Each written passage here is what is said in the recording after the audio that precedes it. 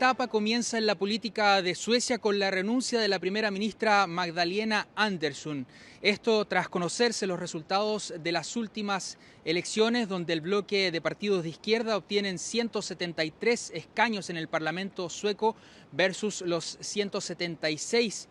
que alcanzan los partidos del bloque de derecha. Dentro de los resultados, si bien en primer lugar está la socialdemocracia con un 30% de las preferencias, llega por primera vez de forma inédita en segundo lugar el Partido de Demócratas de Suecia, superando incluso por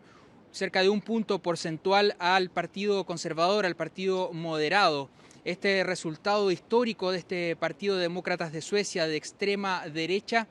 se enmarca también en parte de los temas más importantes de la última campaña, temas de inmigración y de violencia de bandas criminales, y es justamente este partido el que ha sido acusado de tener políticas anti-inmigración y también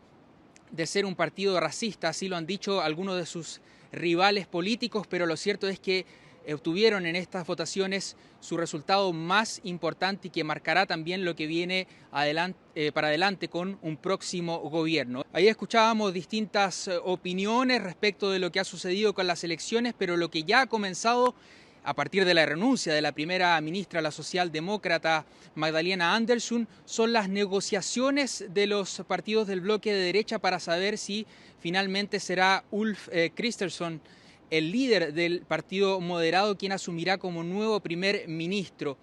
Es lo que dicen las negociaciones hasta ahora, lo que se cree que va a suceder. Sin embargo, el rol del partido de extrema derecha de los demócratas de Suecia va a ser muy importante, debido a que otros partidos como los liberales no están tan de acuerdo con que ellos puedan acceder a los puestos de gobierno, a los ministerios, y es por eso que se cree que incluso podrían ser varias las semanas en las que se van a tardar estas negociaciones para finalmente hacer este cambio desde el gobierno de centro izquierda de la primera ministra, la renunciada primera ministra, hacia un gobierno de derecha liderado en este caso por el Partido Moderado. Desde Estocolmo, Suecia, Aristides Progoulakis para Telearuba.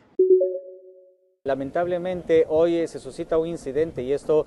por las personas que quisieron ir a festejar los 201 años de vida independiente de nuestro país. Ellos asistieron a un concierto masivo en donde se cree que había alrededor de 10.000 personas y donde lamentablemente al terminar el concierto tipo 2:30 de la mañana pues se suscitan incidentes entre las personas que estaban dentro del lugar, y al salir pues se crea esta gran estampida, esta gran avalancha humana, porque muchas personas quisieron salir y pese a que estaba en un lugar totalmente abierto, recordemos de que las ventas del mismo concierto pues tienen cercado el lugar, por lo que no habían protocolos de seguridad para poder salir de cada uno de los lugares que debían de salir del concierto, y es donde se da hasta el momento el fallecimiento de 10 personas, en su mayoría mujeres, que son edades que comprenden entre los 40 años de edad, 20 años de edad y también 13 años de edad.